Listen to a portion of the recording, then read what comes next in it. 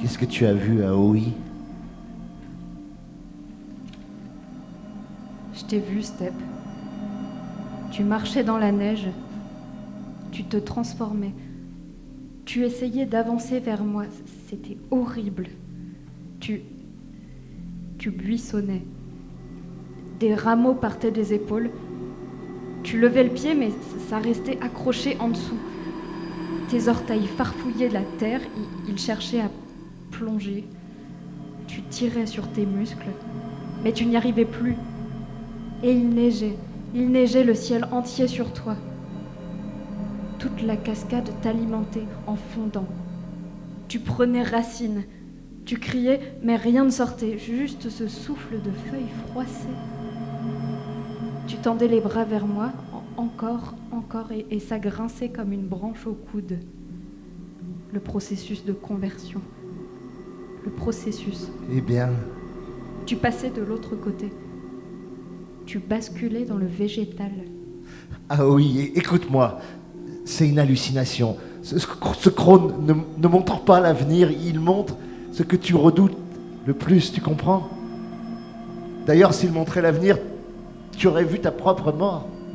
Ce n'est pas sûr, murmure Aoi. Si, c'est une certitude, Orochi l'a dit. Orochi l'a dit? Oui, je t'assure. Aoi m'écoute. Elle me regarde avec ses noisettes couvertes de rosée et elle sanglote. Elle est à bout, littéralement. Sa peau est fanée. Je ne peux pas lui avouer que j'ai vu exactement ce qu'elle a vu.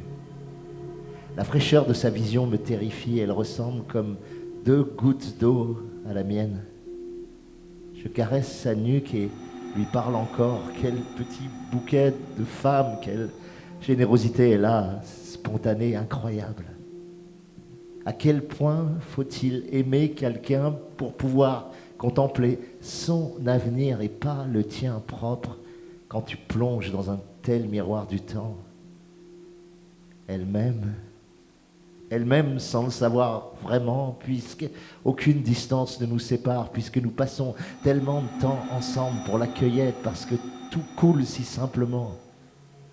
J'aurais aimé être celui qui voit quelqu'un d'autre que lui dans ce gouffre. J'aimerais l'aimer, j'aimerais avoir sa disponibilité intime, son accueil fou. Quelque part, dans mes fibres, le végétal développe ses rhizomes. Il a trouvé un terreau de chair réceptif. Cette mort ne me fait pas peur. S'arbrifier. La vérité est que je me suis rarement senti aussi vivant que dans cette flaque. Quelle euphorie pour moi ici, puissante et longue. Je me sens irrigué. Ma sensibilité envers les pulsations végétales n'a jamais été aussi violente et intuitive. Je devine tout, ce qui pousse, ce qui fane, chaque pluie frémissante. Mon sang circule si bien, tous mes sens s'affinent, explosent. Je fais corps avec ce biome. Mon père fait quelques pas. Je ne le vois pas encore, il est derrière ma mère. Ma mère pleure autant que moi, l'émotion des retrouvailles. Elle s'écarte. Alors mon père s'avance. Il a ce visage brûlé des feuleurs et des forgerons. Sa joie le prend à revers, le craquelle aux commissures, le bol de sa joue se fend. Il me sourit et me soulève à 2 mains du sol. « Je m'excuse, dit-il. J'aurais dû croire en toi, dit-il. Merci d'être vivante, dit-il. »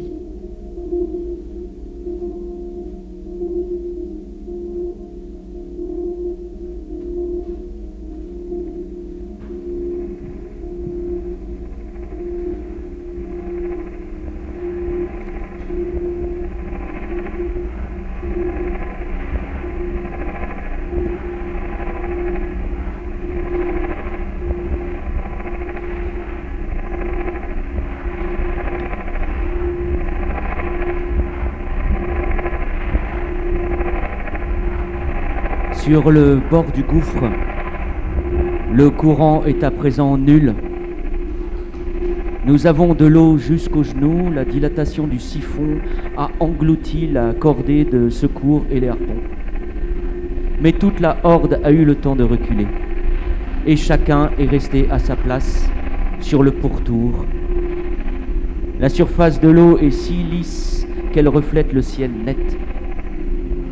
Lorsque nous avions préparé la traversée avec Orochi, elle m'avait enseigné tout ce qu'elle savait sur les siphons. Tout s'est avéré exact.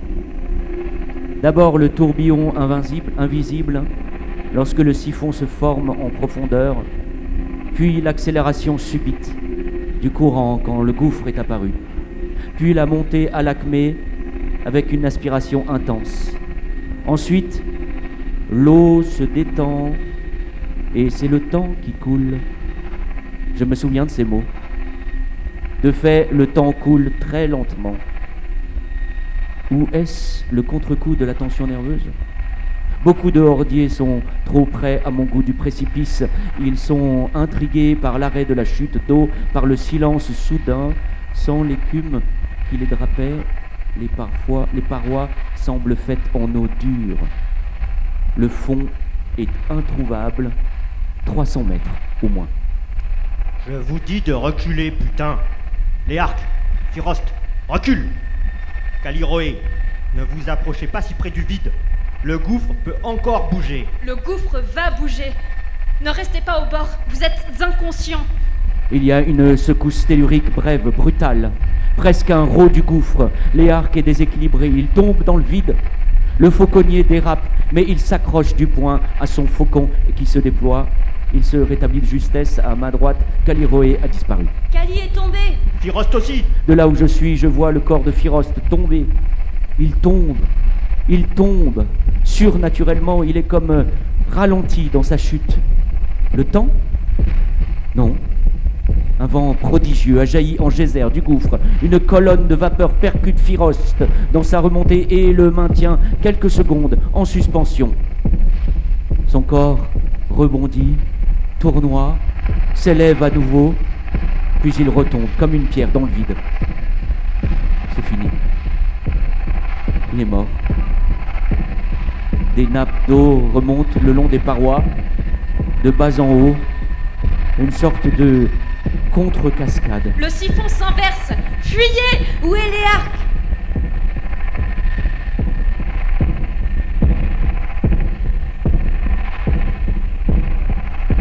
Ça fait 5 par le vent vierge. Kars d'abord, puis Svesiest.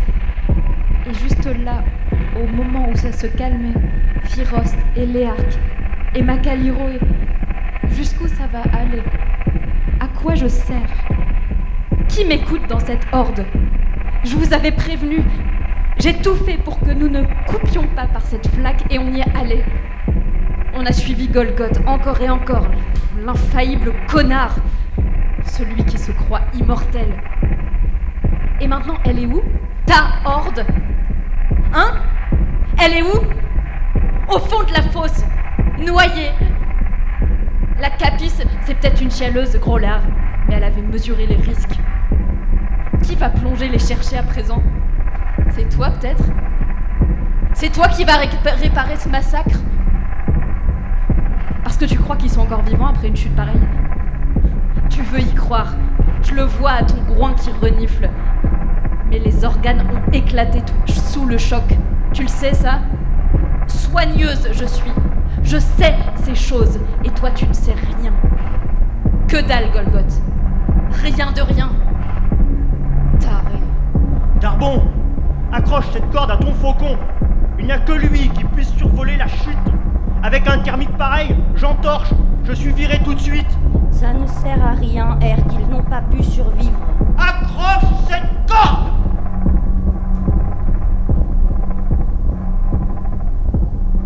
Pour parler franco, je me serais cru dans une coulée de fonte. La chaleur en moins. Ça grumelait en cloques énormes, ça bouillonnait de vase et de boue. C'était épais, massif, ça donnait envie de malaxer au poing. Le niveau montait, la cuve se remplissait. Et ça nous sauva. Notre mort n'était pas pour cette fois, et basta. Encore que j'avais vu en basculant quand ce serait et où. Elle m'aurait pas comme ça pour autant, fallait qu'elle sache. Pas mon genre de femme, la faucheuse. Le futur, je le vois à ma façon, à moi. C'est comme un disque de jet. S'il est voilé, il faut le redresser au marteau. Au pire, tu refonds et tu retrempes encore et encore, jusqu'à trouver la souplesse et l'élasticité. Je ferai ce qu'il faut. Forge ton destin est gravé au fer sur mon épaule. Tu n'avais jamais fait gaffe, chérie? Peut-être fus-je le seul, avec Erg, à regarder jusqu'au bout le siphon implosé dans le cylindre d'eau vitrifiée qu'il avait fini par se constituer. Ce que j'ai vu remonter le long des parois n'était pas de l'eau, mais le temps même, tour à tour liquide et solide, compact et dilué. Le temps qui utilisait l'eau pour matière conductrice, qui l'utilisait en partie aussi, selon mon hypothèse, pour mémoire. Les scènes que j'y ai vues, d'une certaine façon, n'appartiennent qu'à moi.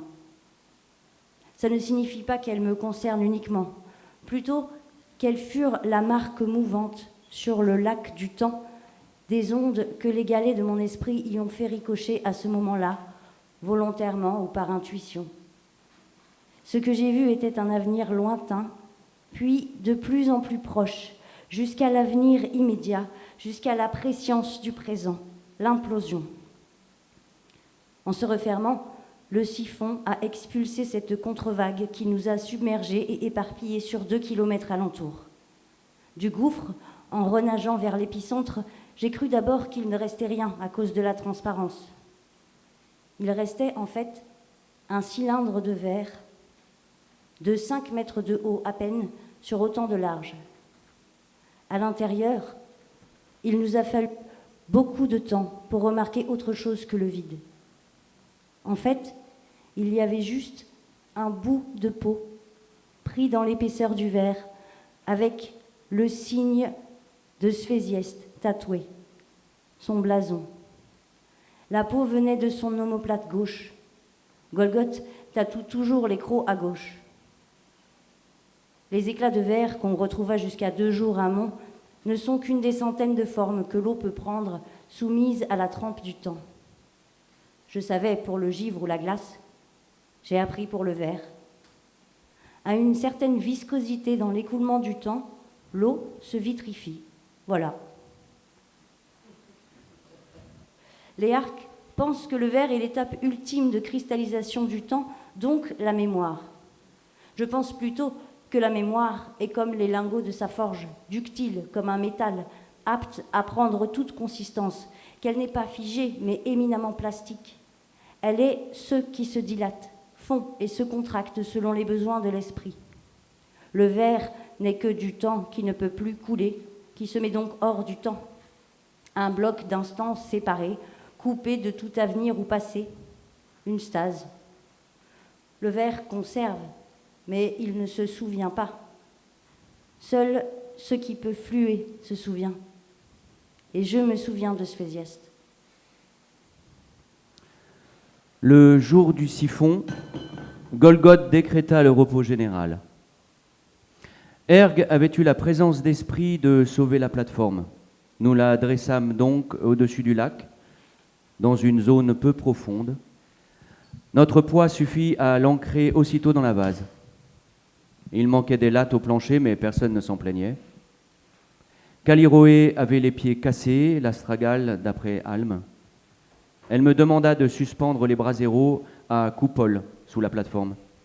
Je les accrochais sous les 4 carrés découpés à claire-voie dans le plancher. Je plaçais le bois flotté sur les coupoles et j'aspergeais d'huile. Je fixais dessous les hélices de ventilation et les vissais. Notre feuleuse approcha son moulin à friction, le laissa prendre le vent et alluma ainsi à genoux les 4 feux préparés. Orochi plaça les éoliennes de recirculation et orienta les tubes de chaleur. Elle fit suspendre le linge trempé devant. Callirhoé prépara aussitôt une cuisine de fête. Elle était bouleversée mais joyeuse. Elle n'en revenait encore pas d'avoir survécu. Cette idée de la plateforme que nous devions à Silanfre nous sauva de l'épuisement en zone centrale. Elle fut notre havre de repos chaque soir. Notre île démontable et nomade, bricolée par Orochi et Caliroé, les sèche-linges limitèrent les désagréments de l'humidité. Les sacs de couchage et les combinaisons fournies par les fréoles étaient d'une qualité rare. Quant à la nourriture, elle s'avéra suffisante et variée. La chasse aida beaucoup, en particulier celle des oiseliers. La pêche fut facile, carpes et gardons, tanches au crépuscule. Quelques anguilles grâce à l'arco. Du ciel, sa cage ramena aussi une poignée d'oiseaux succulents. Steppe et Aoi complétèrent avec l'amidon décanté des racines de roseau. Ils en firent des galettes et des bouillies. Golgoth dévora comme jamais. Il ne fut pas le seul. Nous ne parlâmes plus du siphon pendant quelques jours. Puis, le sujet qui nous travaillait tous ressurgit un soir. La nuit était pour une fois nette de tout nuage. 2 petites lunes jetaient un éclat parme sur les crêtes des vagues. Dans notre carré de parleurs nocturnes, Caracol et Sauve échauffaient les imaginaires. Dis donc, troubadour, tu nous as pas encore parlé de ce que tu as vu dans le gouffre. T'esquives depuis tout à l'heure. Insistait Orochi. Il y eut un silence de quelques secondes. Une hésitation entre la pirouette et le mensonge? Entre la vérité habillée et la vérité nue? La houle s'était progressivement calmée et je l'entendais s'échancrer avec douceur sur les piliers de bambou. J'ai vu ce que vous avez vu, camarade. Ton avenir? Ce que vous avez vu. Faire tourner vos petites lièvres dans vos oreilles, s'il vous plaît. J'ai vu vos propres visions. Les nôtres? Une par une? Non, elles sont venues ensemble, superposées, comme si je les vivais vautrées dans des couches de temps différentes et cependant, oui, elles pleuvaient simultanées. Mais tu dis n'importe quoi. Coupa le fauconnier qui suivait le débat en catimini. Alors écoute donc, Darbon Lefel. Je puis par exemple vous dire que tu es le seul qui est filouté ici. Tu n'as pas donné toute ta vision, chenapan. Tu as parlé de ton faucon qui ne passait pas le mur du vent, soit. Ceci dit, tu as caché ce que tu as vu après, me trompais-je? Il n'y a rien après. Après, tu as mangé ton faucon. Tu l'as mangé cru et tu t'es empoisonné. Tu dis n'importe quoi. Je vais me coucher, j'en ai marre de tes pitreries. Caracol apprécia le pic et se contenta de lancer son boomerang. Couché. Il revint dans sa main. Je pris la parole. Sauve. Si je résume ta théorie, Caracol, tu prétends que le siphon aurait cette capacité de contracter en lui des segments d'avenir, qu'il serait en quelque sorte une mémoire du futur, et qu'il aurait libéré en notre présence ces futurs qui attendent chacun de nous? Yac! Ça me fait frémir. Tout serait écrit alors? Intervint Pietro. Pourquoi pas? Cette scène que nous vivons, par exemple, elle existait déjà. Tout a déjà existé et tout existera un jour à nouveau. Tout reviendra intact, tel quel. Le crône ne prévoit rien. Il fait juste défiler à toute allure les boucles de temps qui le constituent. Il n'est que le trajet d'une mémoire circulaire, dense à hurler. Ce qui circule en lui n'est en fait que du passé, d'un certain point de vue. Sauf que ce passé, pour nous, venir, puisque nous rampons vers lui, risibles escargots, dans un segment minuscule du circuit. Notre esprit a capté les scènes que nous cherchions. Il a trié à la volée dans le défilement. Sans que je sache comment qu'il a fait, notez bien, ni pourquoi donc, et quand bien même que. Tu te rends compte de ce que tu racontes? Tu nous fais marcher. J'espérais plutôt vous faire nager. Bon, quelqu'un a une autre théorie? Même bateau, parce que là... Soupir Silenfre. Je veux bien exposer la mienne, osais-je. Pour moi, ce que nous avons vu dans le gouffre n'était pas l'avenir. Ou plutôt, ce n'était qu'un avenir, dans l'ensemble des possibles qui couvent en nous. Ouais. Mais alors pourquoi a-t-on vu celui-là précisément, Sauve? Parce qu'il s'agit, à mon avis, de l'avenir axial, en trace directe. C'est-à-dire?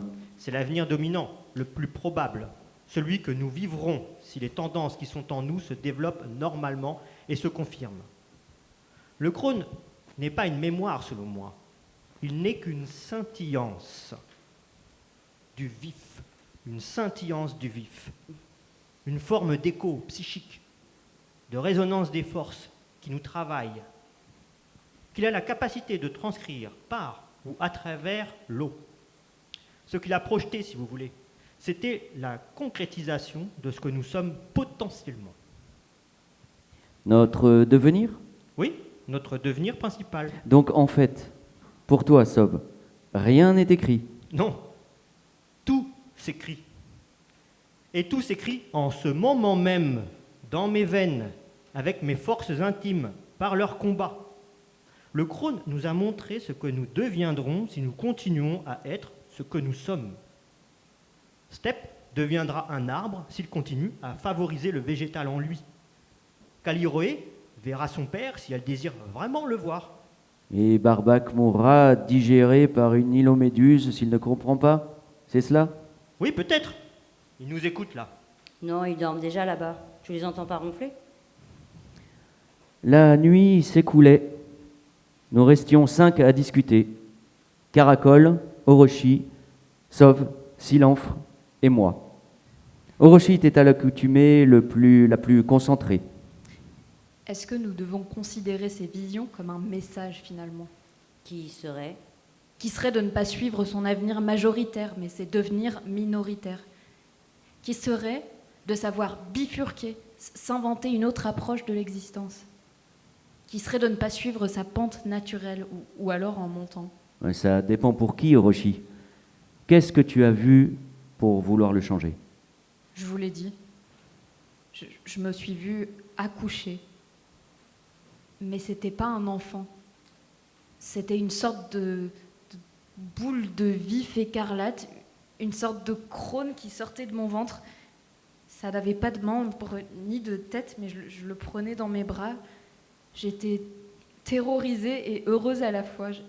J'avais pas mal. La boule était chaude. Et quoi? Et je passais mes doigts à travers sans le déchirer. Je comprenais enfin. Tu comprenais?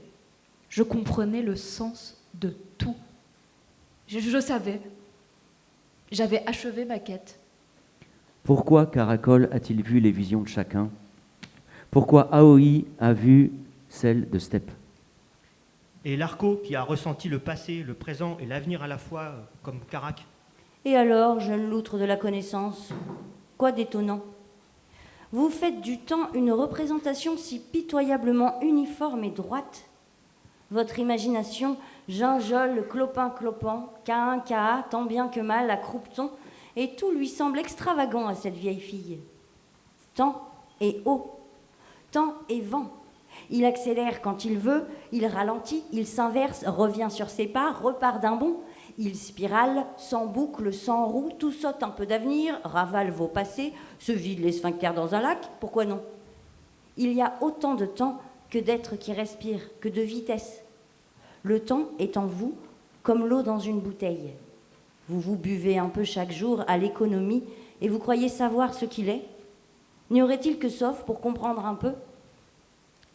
Il y a le temps qui coule, oui, qui est un temps parmi des myriades, le seul qui vous parle apparemment. Pourtant, il y a le temps du gel, le temps du givre léger, celui de la glace noire et celui du verre, le plus compacté de tous, qu'on peut pourtant souffler pour en faire les bouteilles qui vous rassurent. Il y a le temps à consistance de brume ou de vapeur qui flotte et s'éparpille, celui qui glisse dans les mains, celui qui poisse et coagule, l'hémophile et l'aéré, et puis les temps morts, les temps libres, les temps forts et les temps faibles, le bon temps, celui que l'on tue, le fur temps et combien d'autres. Certains filent droit à leur cadence, mais la plupart font des 8 et des nœuds, repasse sans cesse par les mêmes instants. Vos figures, passé, présent, avenir, sont sans valeur dès qu'on sort du fleuve. Par exemple, savez-vous que le passé en temps vert n'est qu'un présent densifié qui se dilate, et que le futur en temps brume n'est qu'un présent éternel qui s'émiette en gouttelettes d'instant, et que demain n'existe pas. Merci, Caracol, mais tu nous épuises. Temps mort. La traversée de la zone centrale dura encore 2 semaines. Mais nos corps étaient faits, et nous n'avions plus peur du pire. Pendant les 3 derniers jours de pleine eau, nous eûmes un rocher émergeant en ligne de mire. Et nous sûmes que nous avions fait le plus dur. Devant nous s'étendirent à nouveau ces paysages affligeants de brume et de roselières couchées. Mais ils avaient désormais quelque chose de familier. Dans 1 mois, si la chance continuait à sourire, nous serions à Shawandassi. Et je reverrai Nouchka, dont le souvenir, sous cette grisaille plombante, parvenait encore à se glisser entre l'eau et ma peau, rouge et chaud. Étrangement, plutôt que nous diviser, la mort de Karst et de Sviest nous souda. Personne n'en imputa à quiconque la responsabilité. Pour la première fois depuis 30 ans, on vit Golgoth revenir en arrière pour aider Caliroé. Il ne le fit que 2 fois, mais il le fit. Je n'aurais jamais imaginé pouvoir me lever un matin sans voir Karst piocher dans la gamelle de Horst. Partout où s'asseyait Horst, désormais s'asseyait à sa gauche le vide. Et je ne m'y habituais pas. J'apprenais. Peut-être m'avait-il fallu ça pour comprendre ce miracle que les autres, eux, soient encore là à bouger, à parler, à gueuler devant moi tous les matins. J'avais longtemps cru que je tenais à eux, mais comment dire? Aujourd'hui, ce n'était plus vraiment ça. C'était plutôt qu'ils tenaient en moi. Ils me peuplaient. Ils habitaient mon bivouac d'os et de nerfs. À chaque pas qu'ils faisaient, à chaque mot échangé, chaque petit geste discret, ils élargissaient ma flaque intérieure, d'autant.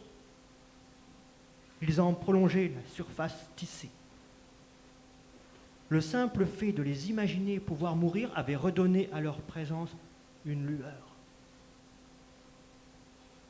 Après la mort de Sviest, je m'étais juré ça. Ne plus jamais oublier qu'il pourrait ne plus être là demain. Les conséquences de ce petit serment furent prodigieuses pour l'acuité avec laquelle je recevais ce qu'ils étaient. Et je découvris une nouvelle intensité, celle que la conscience effilée d'être accoudée chaque jour au parapet branlant de la mort donne. J'étais à nouveau émerveillable.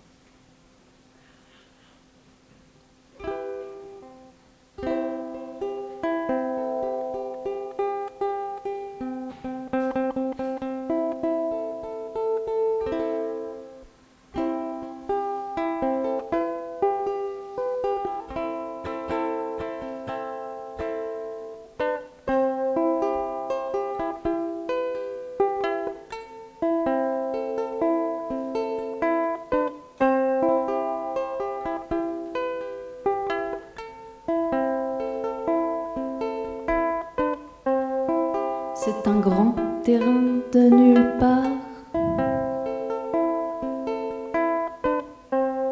avec de belles poignées d'argent.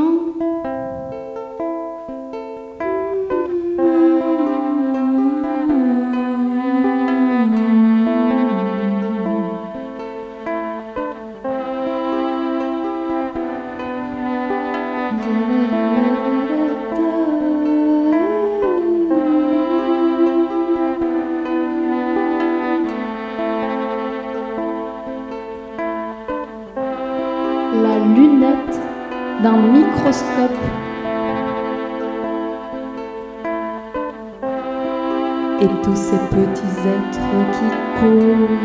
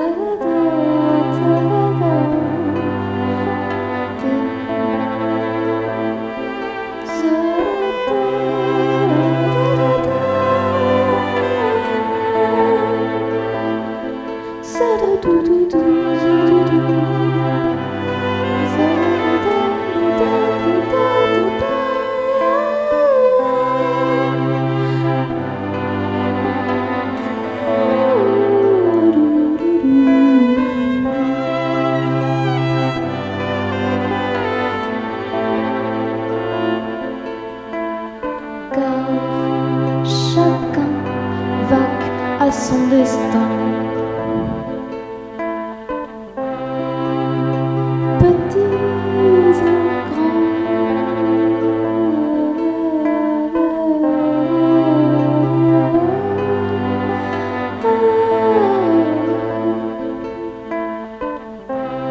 comme durant les siècles égyptiens.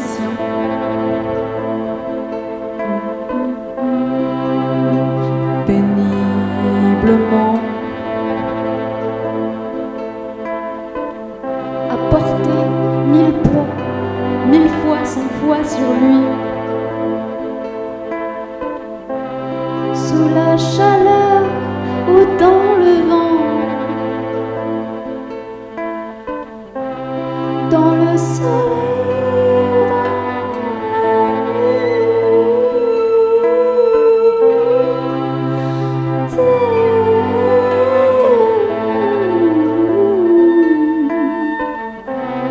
Voyez-vous ces êtres vivants?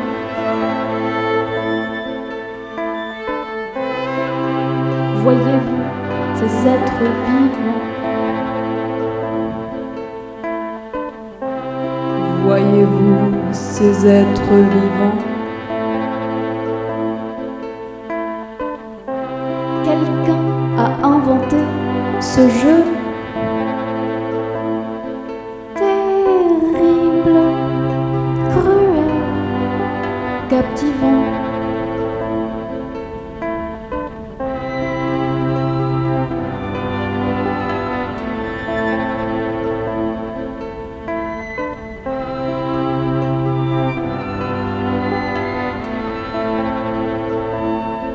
Les maisons, les lacs, les continents. Comme un Lego avec du vent. Comme un Lego avec du vent. Comme un Lego avec du vent.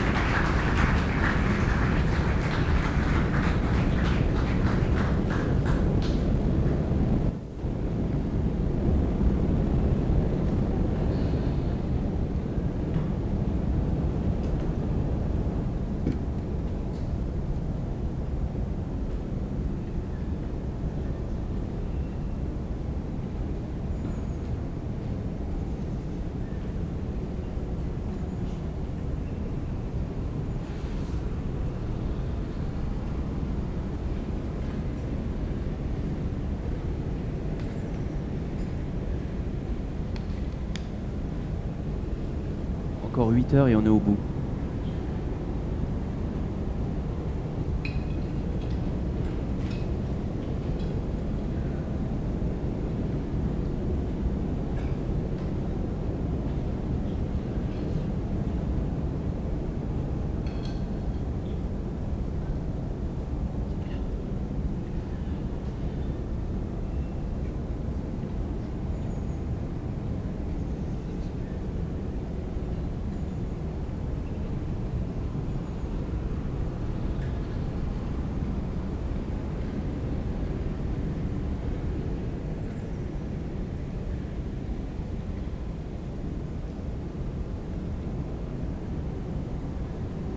La terre affleurait enfin, en minces langues de sable, sous forme de javots esselés.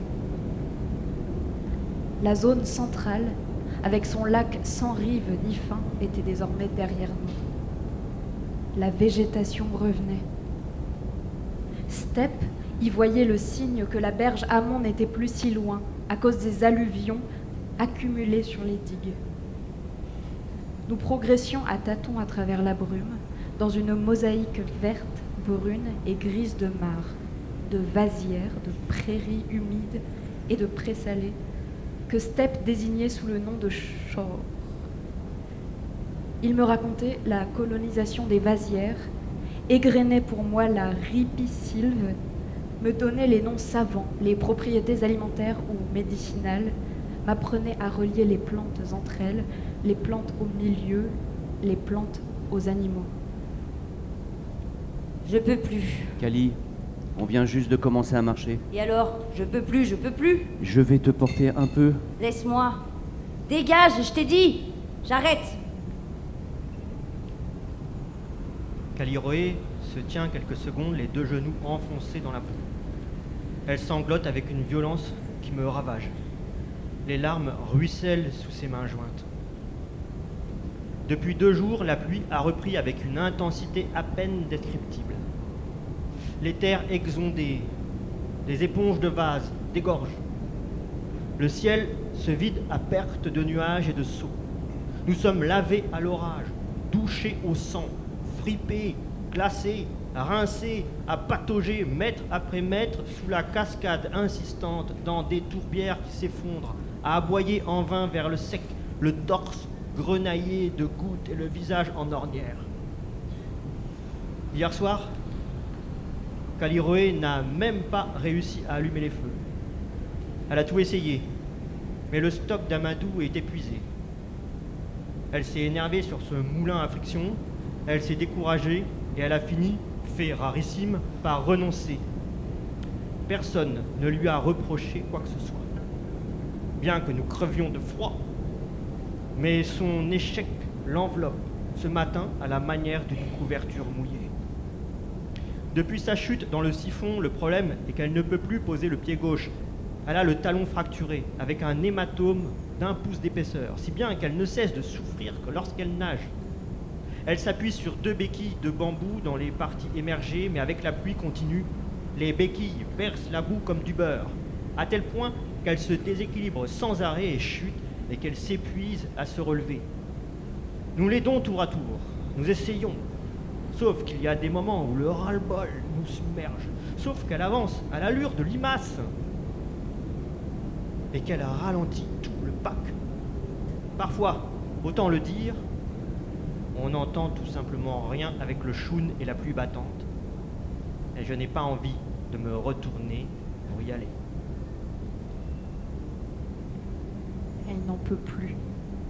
Elle est complètement à bout, physique et mentale confondues. Son histoire avec Svéziest durait depuis 3 mois quand il est mort. Il s'était apprivoisé et aimé dans la discrétion. J'étais la seule que Kali ait mise dans la confidence. Le regard du groupe est si présent parfois, si balourd, surtout du côté du fer. Cette histoire lui faisait un bien profond. Elle en avait terminé avec ses aventures multiples et éreintantes avec Silanfre, avec Dalvex et avec l'Autoursier. Quelque chose s'installait en elle de plus stable, de plus serein, sans doute, que les pulsions d'une nuit ou que le manque récurrent d'affection qu'un larco vient colmater à la salive et au sperme les soirs de spleen. Et puis voilà, Zé est tombé. Personne n'a voulu aller le chercher. La vérité est ainsi. Et elle reste là, vide, sonnée, avec ce cratère au ventre. Cet horizon qui s'ouvrait, coupé net. Et ce pied brisé, comme une âme. Je ne sais vraiment plus quoi faire pour elle. En conditions âpres, le contre exige une vertu cardinale, la volonté. Si la volonté s'affaisse, il est impossible de résister au vent. Le vent décide pour toi. Il te gifle à tue-tête, il te malmène sans la plus petite pitié et il t'abat. Les fréoles qui n'ont jamais contré dissertent sur l'endurance. Ils ne savent pas de quoi ils parlent. Seule importe la persistance. Et la persistance, c'est ce tout petit coup d'épaule et de rein, ce surcroît d'énergie infime, cette gnaque, comme dit Golgoth, que tu te donnes sur chaque rafale et qui te permet de la dominer. Si tu perds ça, cet influx, tu sombres.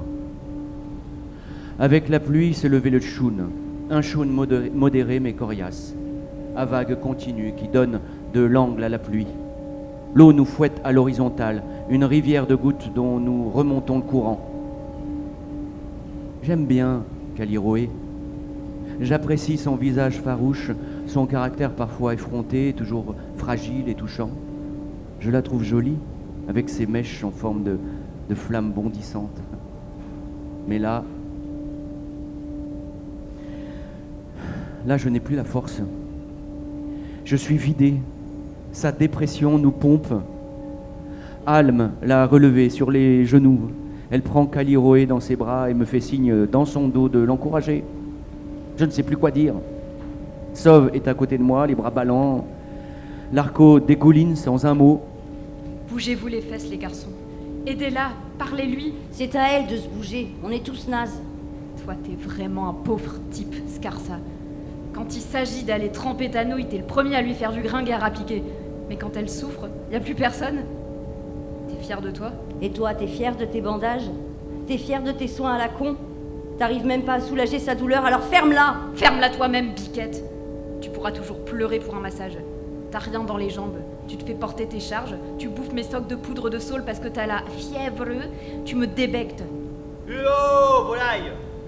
C'est quoi ce merdier? Golgoth vient de revenir de l'amont jusqu'à nous, alerté par les cris.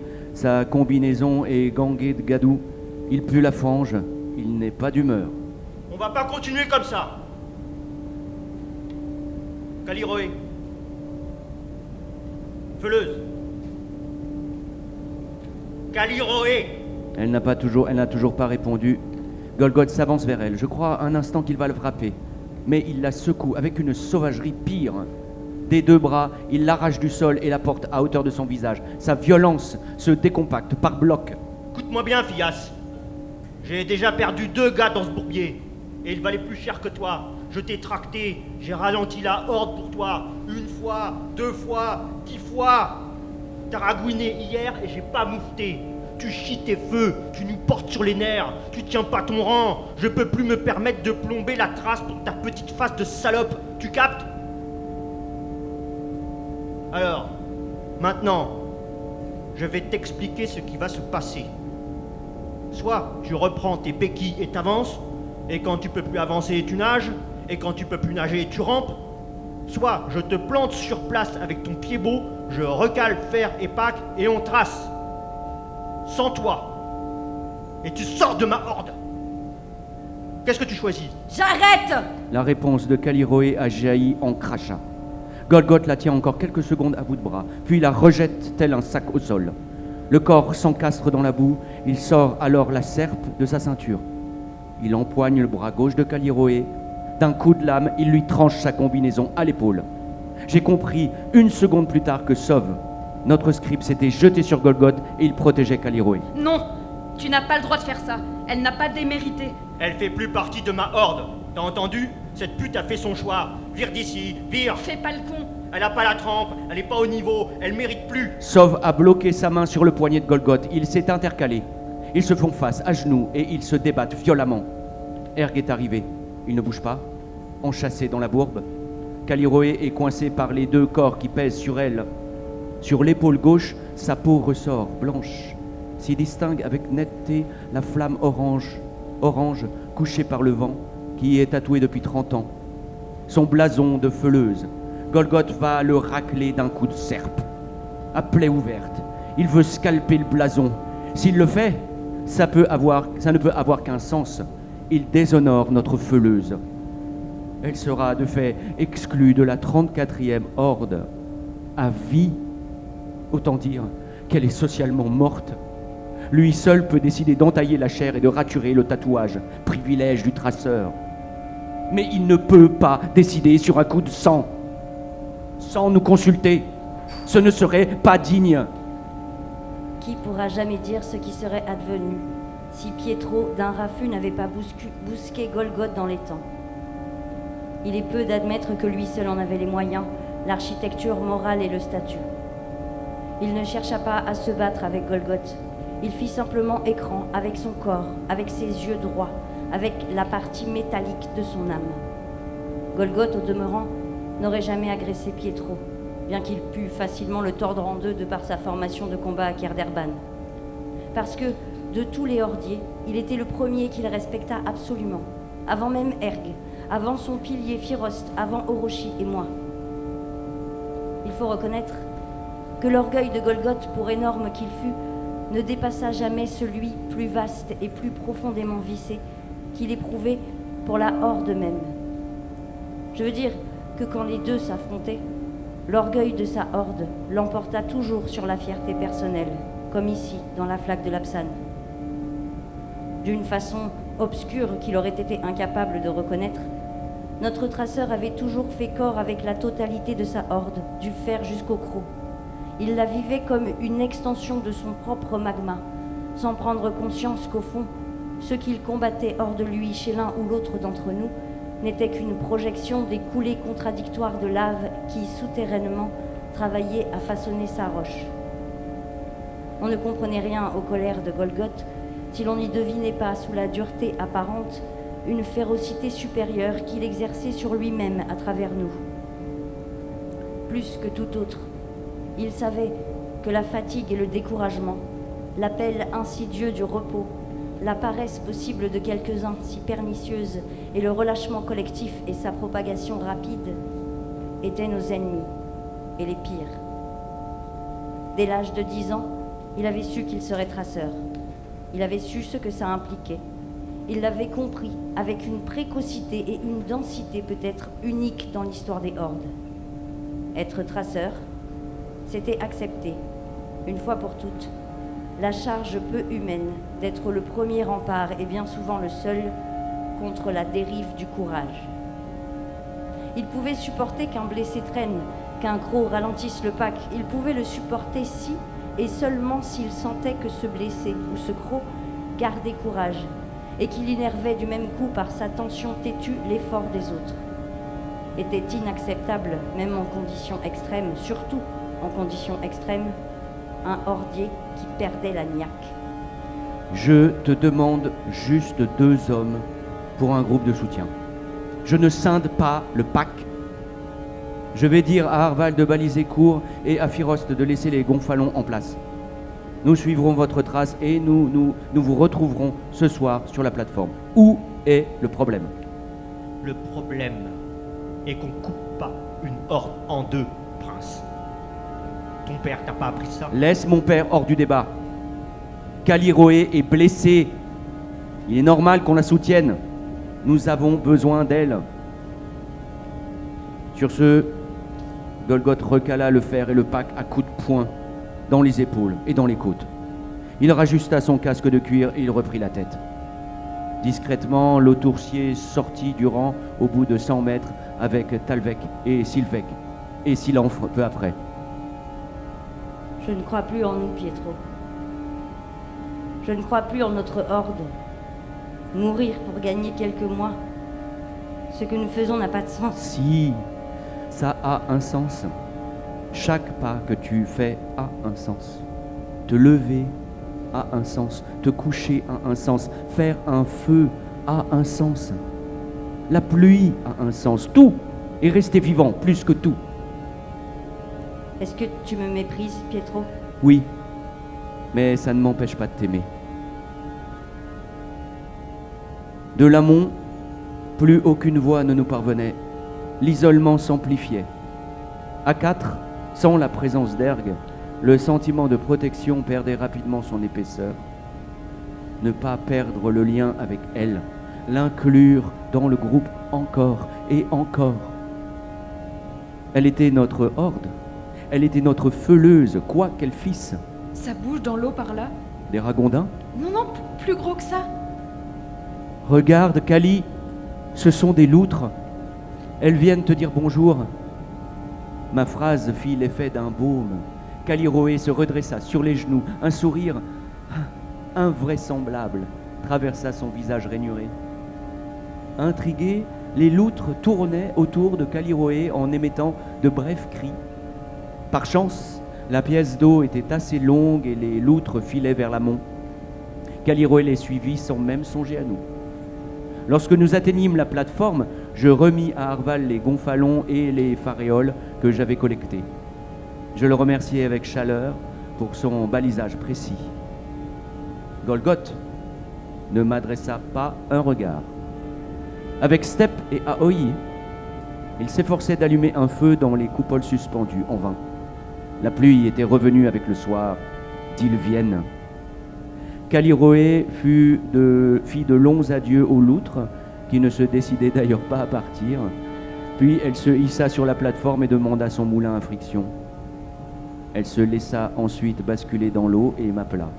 Tu vas m'aider. Remue la vase avec ce bâton. Pourquoi faire? Remue bien le fond. Je m'exécutais. Une forte odeur de pourri se dégagea de la vase. Des étincelles jaillirent du moulin à friction que le vent entraînait. Et soudain, je me reculai, ébahi. Une flamme venait de surgir de l'eau. Elle chatoya quelques secondes, puis disparut. N'aie pas peur, prince. Ce n'est que du gaz. Va me chercher une torche imbibée d'huile. Vous aurez un feu ce soir. L'exploit de notre feuleuse, faire du feu avec de l'eau, impressionna tout le monde. Hormis Caracol, qui prétendait être capable de faire flamber un galet. Et qui parvint sous nos yeux par je ne saurais dire quel tour de passe-passe tordu. Toujours est-il que Golgoth put manger de la viande cuite, et que l'ambiance proche d'un Krivets depuis 2 jours vira Slamino 5 en soirée.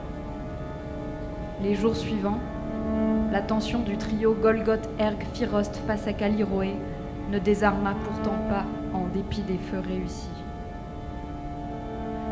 Plus que la fatigue et l'humidité déplorables, plus que ce froid insinuant qui, à force de fouetter la peau, contaminait la chair et rayonnait du dedans comme une pierre stocke la nuit et la réfracte, nous souffrions d'un ras-le-bol à peine dissimulable qui délitait notre cohésion. Caracol subissait à nouveau cette espèce de torpeur qui lui était si antithétique. Il se plaignait de la lenteur du contre, des couleurs de la vase, du choune sirupeux. Il se sentait épaissir. Ses contes se faisaient plus rares, ses blagues plus attendues. Son brio s'étiolait. Golgoth atteignait le seuil supérieur de l'odieux. Pour toute parole, il rotait des borborigmes et des ordres. Il agressait Alm à chaque pause. Il bousculait Kaliroé sans le moindre égard, mangeait comme 4 et se couchait aussi sec, braillant jusque dans son sommeil. Un événement brisa quelque peu ce continuum d'usure et d'ennui. Ce fut l'apparition, sous un soleil voilé, d'un lac de sel, aveuglant comme un champ de neige, mais si délicieusement sec au pas que nous le traversâmes d'une traite. Pour Orochi, ce phénomène ne pouvait qu'être l'œuvre d'un naqual. ce crône en forme de raie translucide décrit par les fréoles qui absorbaient l'eau des lacs, des plantes et des corps. Sur son passage ne demeurait qu'une croûte épaisse de sel. Les pierres, des os de mammifères çà et là, des arêtes de poissons par centaines étalées sur la surface vide de la paille et des troncs secs privés de sève. La couale, tuée pour l'eau, comme d'autres pour le sang. À un jour près, il n'aurait laissé de notre horde que 21 sacs de peau. Sur le conseil d'Orochi, nous nous calâmes dans la coulée de sel laissée par le crône. Cette coulée de mort sèche. Tellement bienvenue ici. Je passais une journée et demie à le bénir, cet aquale. Je l'enviais d'avoir su faire la seule chose dont je rêvais depuis que j'avais mis mon premier pied dans la flaque de l'Apsane. En finir avec l'humide. Le contre s'en accéléra sensiblement, puis la trace, recouverte par des pluies récentes, redevint sans intérêt. Les pièces d'eau engorgées de roseaux, si difficiles à pénétrer et à traverser, s'alignèrent à nouveau devant nous. Fatigue. Après-demain, on est à Shawandassi.